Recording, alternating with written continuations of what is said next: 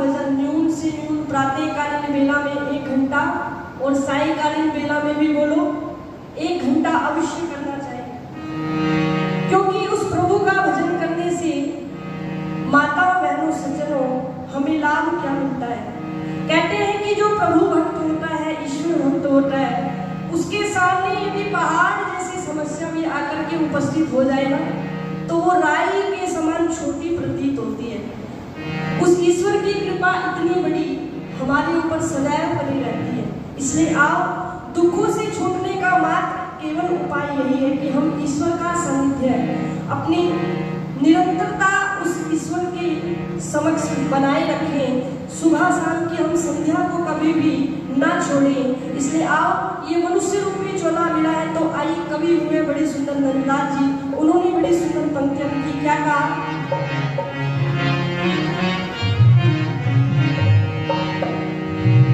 कि श्वास श्वास पियो भजे व्यथा श्वास न खोए, और ना जाने इस श्वास का कभी आवन हो ना हो।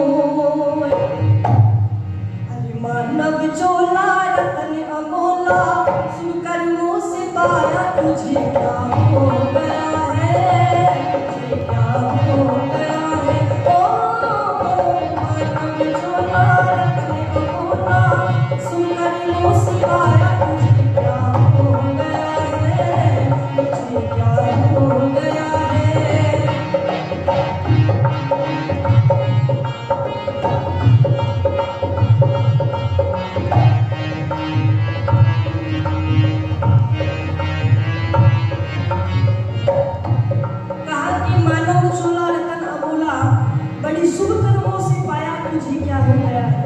क्योंकि यदि हम संसार में दृष्टिपात करते हैं तो जितने भी जीव जंतु पक्षी गण इत्यादि हमें दिखाई दे रहे हैं विचरते हुए, वे केवल अपने पिछले जन्मों को भोग रहे हैं। लेकिन मनुष्य रूपी चोला मात्र एक चोला इस प्रकार का है जिसके अंदर रह करके हम नवीन कर्मों के द्वारा अपने आने वाले जन्म को सुधार सकते हैं। इसलिए कहा गया मानव चोला रतन अमोला, सुन कर्मों से पाया तुझे क्या हो गया है, तुझे क्या हो गया है। ओ मानव चोला रतन अमोला, सुन कर्मों से पाया तुझे क्या हो गया है, तुझे क्या हो गया है।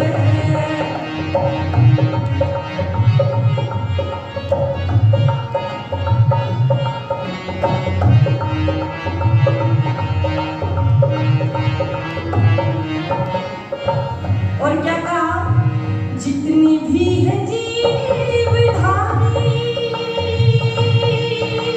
हो दुनिया में सभी पर तेरा राज है। जितनी भी है जीवधारी हो दुनिया में सभी पर तेरा राज है। बुद्धि का धनी है मानव, बुद्धि का धनी है मानव हो, इसलिए तेरे सर पे ताज है। पर अज्ञानी को भी बटने, पर अज्ञानी को भी बटने तूने से गवाया, तुझे क्या हो गया है, तुझे क्या हो गया है। मानव चोला रतन अमोला, सुन कर्मों से पाया तुझे क्या हो गया है, तुझे क्या हो गया है।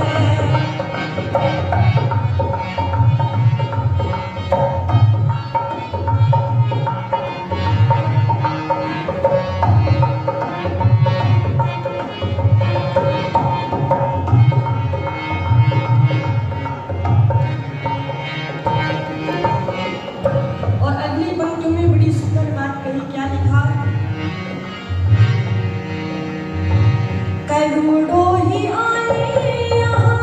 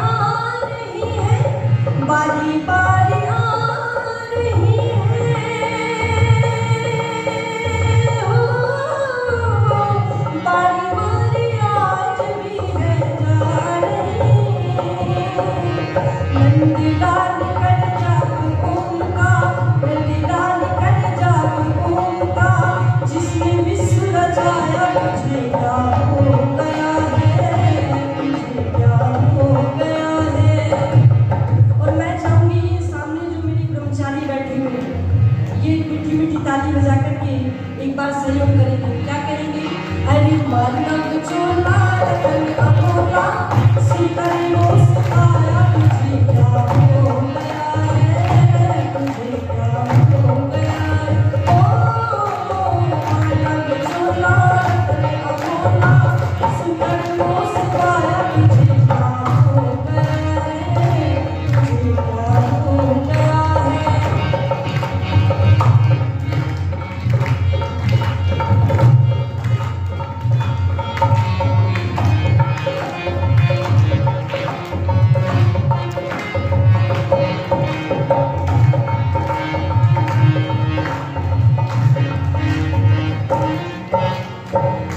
और इस मनुष्य रूपी झोले का जो मुख्य उद्देश्य है वह भी इस भजन में बताया गया है। क्योंकि मनुष्य रूपी झोला मिला है तो वो परोपकार की भावना के लिए मिला है, पर उपकार की भावना जिसमें होती है। महर्षि दयानंद सरस्वती जी महाराज कहते हैं कि जो व्यक्ति इस संसार में जितना उपकार करता है ईश्वर की तरफ से उसे उतनी ही आनंद की प्राप्ति होती है।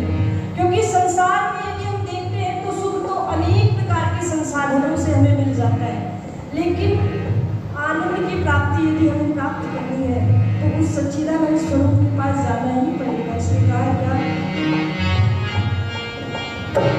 करने को भलाई जग में हो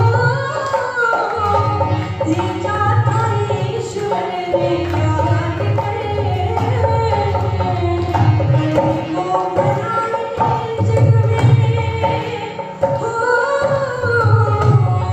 जाता ईश्वर ने याद करे।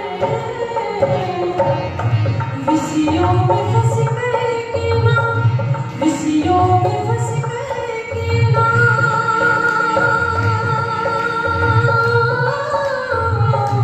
जीवन को यूं बर्बाद कर।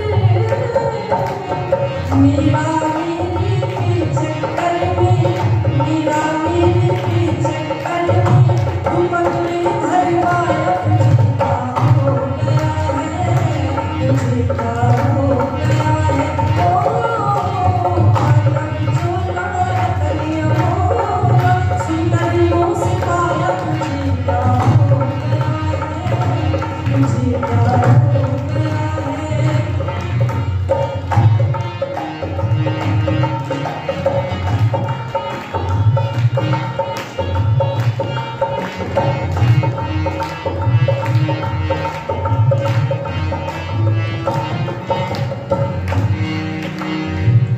बांध करके मुट्ठी आया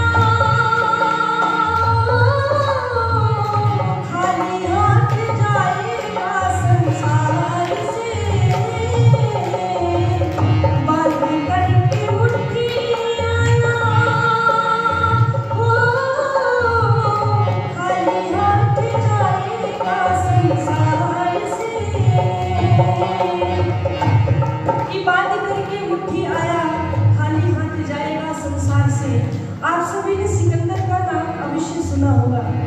कहते हैं कि सिकंदर ने विश्व विजेता बनने का सपना संजोया और काफी हद तक अपने सपने को साकार भी किया, लेकिन कहते हैं कि इतना बड़ा विश्व विजेता सिकंदर वो भी मौत के मुंह को देख करके घबरा जाता है।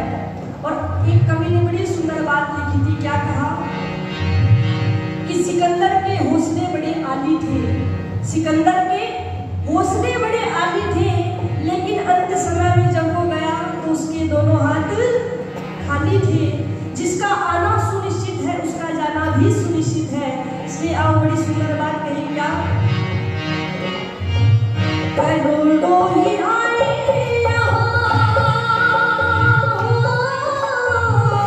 करोड़ों ही आज भी है जा रहे,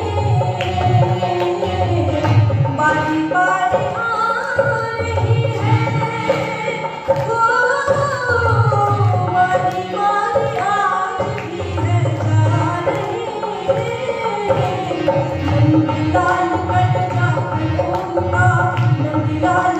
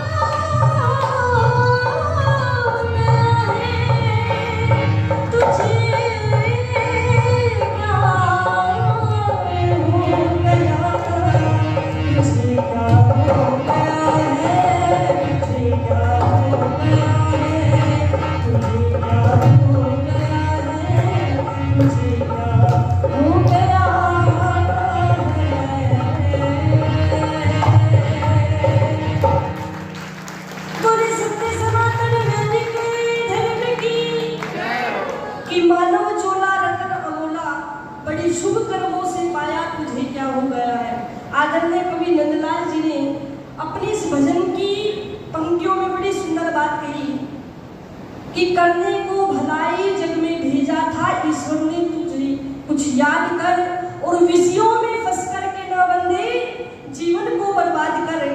क्योंकि आजकल का मनुष्य क्या करने योग्य कार्य है और क्या कार्य करने योग्य नहीं है, इस पर विचार करना उसने बंद कर दिया।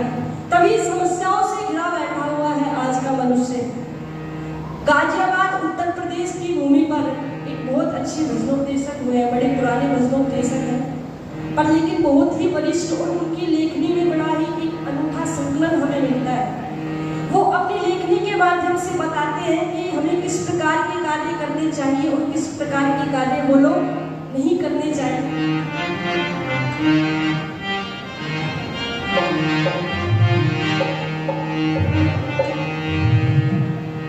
वो परमपिता परमेश्वर कहते हैं, हम मनुष्य के अंदर, हृदय के अंदर जब भी हम कोई शुभ कार्य करते हैं तो उसकी इतनी कृपा, इतनी दया हमारे ऊपर बनी रहती है।